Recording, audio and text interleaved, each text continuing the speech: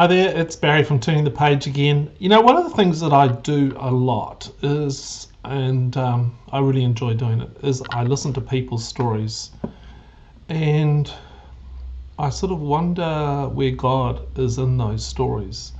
And often the stories are messy. You know, there's brokenness, hurt, pain. But I often listen for two things. One is what is happening in the here and now, the red dot. Now, just a couple of days ago, I went into a place and I was looking on a map, and it was there was an arrow pointing, and at the end of the arrow was a red dot, and the arrow said, "You are here." You know, and you find these in shopping malls, don't you?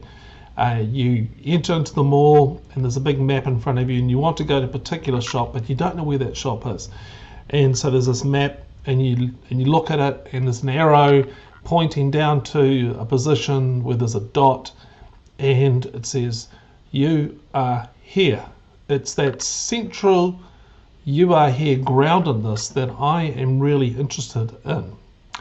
And where are they right now in their soul, right here, right now, as I talk with them?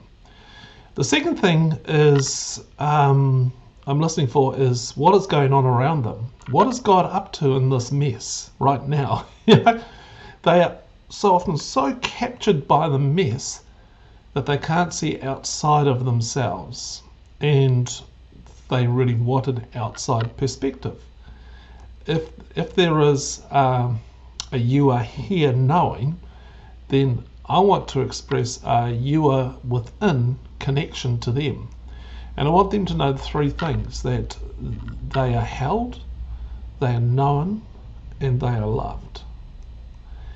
And one of the concepts that has surprised me many years ago was with that I am part of the meta narrative of God, the big story of God, what God is up to, like the story of eternity, that I am part of the eternal flow that has happened and will continue to go on forever. And the Bible expresses stories of people just like myself and yourself that are caught up in this Gulf Stream of God's goodness. And this three-person dancing trinity sweeps me along and seems to, at times, kind of sneakily in the background, orchestrate things to bring about perfect symphonic harmony. And Paul alludes this in Romans 28 when he says, "And we know that in all things God works for the good of those who love him." And also he goes on to say, we can be sure that every detail in our lives of love for God is worked out into something good. And there is a little phrase that I think points to this background movement of God. And have you ever noticed this subtle little phrase acting itself out in your life? And I read these words, and it just so happened. And I read those words, and it just so happened in the Bible. And I have a sneaky little suspicion that God is up to something good. It's like, when the boyfriend it's like that boyfriend that just so happens to turn up at the girlfriend's place around an hour before dinner. There is a kind of background motivation going on that we need to sit with and let it be revealed. What's really going on here? It just so happened. And there are many examples of this in the Bible, and I want to focus on two of them. These two are so intertwined in how they point to this larger story of God that we are in. A mother and her daughter-in-law, both widows, return home from a foreign land. They are poor. They're widows. They've lost husbands. Okay? And you may well know the story is the story of Ruth and Naomi, but the mother-in-law, Naomi, she is bitter and angry at God. Really, really bitter and angry. Ruth, her foreigner daughter-in-law, is trusting and hopeful.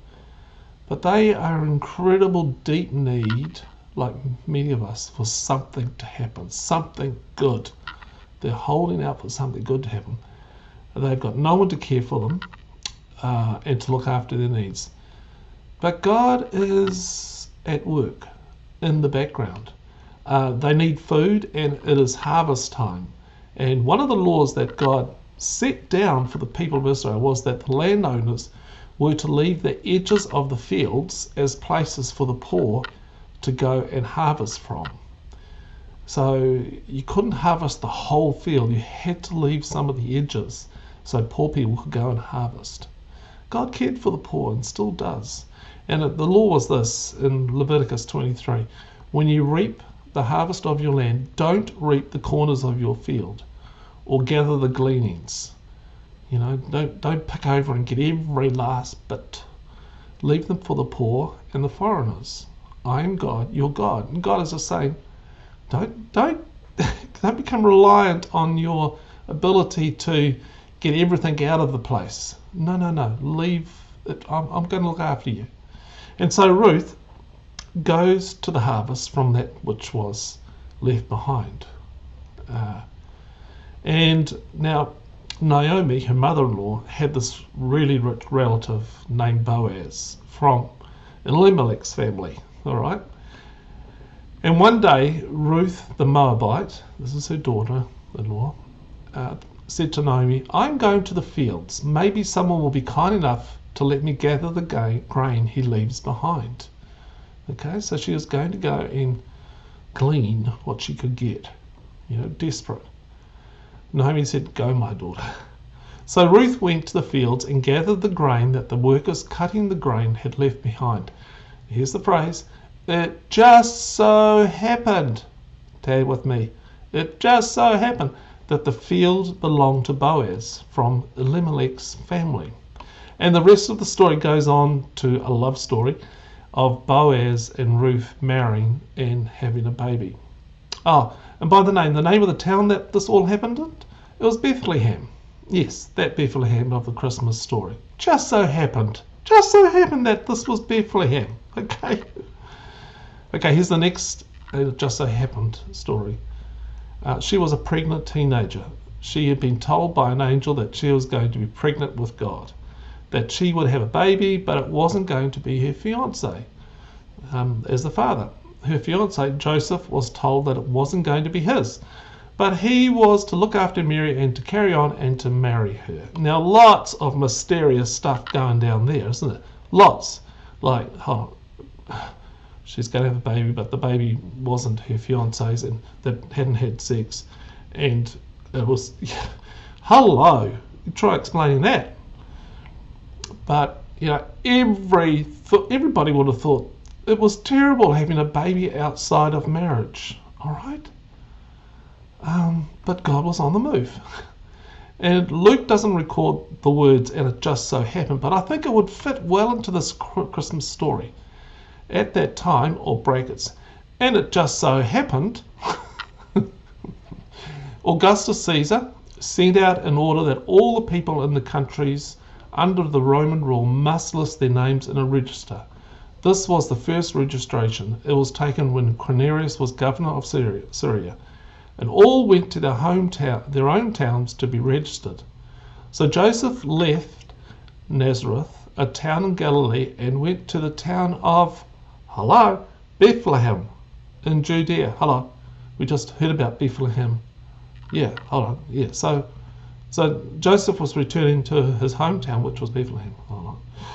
Joseph went there because he was from the family of David. All right. Joseph registered with Mary, to whom he was engaged, and now was pregnant. While they were in Bethlehem, the time came for Mary to have the baby, and she gave birth to her first son. Because there were no rooms left in the inn, she wrapped the baby with pieces of cloth and laid him in a feeding trough. It just so happened that a census was being taken. It just so happened that Joseph was from Bethlehem, and according to the rules of the census, he had to return to his hometown. It just so happened that Mary gave birth to Jesus in Bethlehem, the same place Naomi went home to with Ruth, who had just so happened to glean in a field owned by Boaz. It just so happens that there is a direct genealogical connection between Boaz and Joseph. and I've got a reference in the show notes about that from Matthew 1:5-6, and you can trace it right, just so happened. It's interesting. It's fascinating. I don't know, it brings an assurance to me to know that there is a bigger picture to be seen and there is a larger story going on. Now look, it's not something to get obsessed with. I don't believe God would want you to look at every little thing to see if there's a secret meaning, a code, or a theory. No, I simply believe that God can use the most seemingly hopeless of situations to bring about the larger story going on. There is a pilgrimage, not a plan of precision and perfection. There is a path, not a tightrope where you worry about falling off.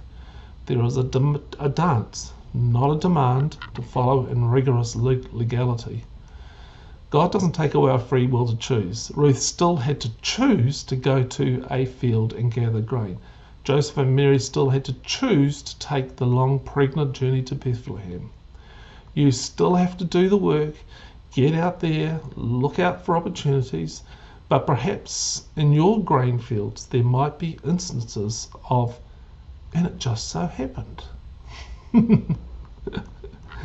All right. Here's some quotes for you to think about. Oftentimes we're looking for nice, clean, logical explanations about why we feel this compulsion and need to give efforts to something. Yeah, we like that, don't we? Okay. There might not be any explanations other than something within you says, if I don't head in this direction, something within me will die. Oh boy, love that. Rob Bell. A full search into our soul causes life to begin, not end. And then it's as if we've never lived before. Dark nights may not go away, but they hold the promise of a bright morning. This world's sunsets become another world's sunrises, and joy comes into sight. Larry Crabb. Every hard thing we endure can put us in touch with our desire for God, and every trial can strengthen that desire until it becomes the consuming passion of our life. Larry Crabb. Whether life is bumpy or smooth, the most supernatural thing we can do is to want to know God better, to value His pleasure and His purposes above everything else, and to want directions for the journey into His presence more than a plan for making life work. Love that. Larry Crabb. Immature spirituality focuses on experience. Mature spirituality focuses on seeing and knowing. David Benner.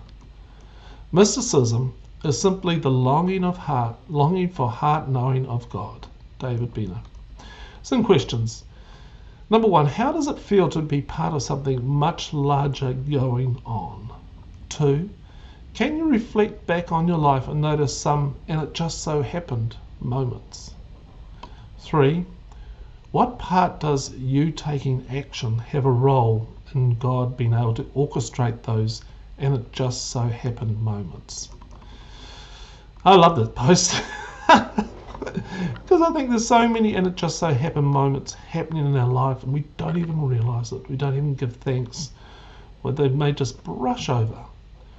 But God is on the move and we need to completely be open to that. Hey, send me an email, leave me a comment. There's plenty of stuff down in the show notes where you can click on links and contact me. Just really like to ask if you've got a spare American dollar, a dollar in your back pocket, and if you'd like to help turning the page, keep on doing what we're doing.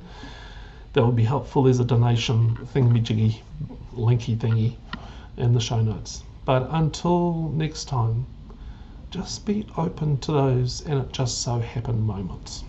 Okay, bye.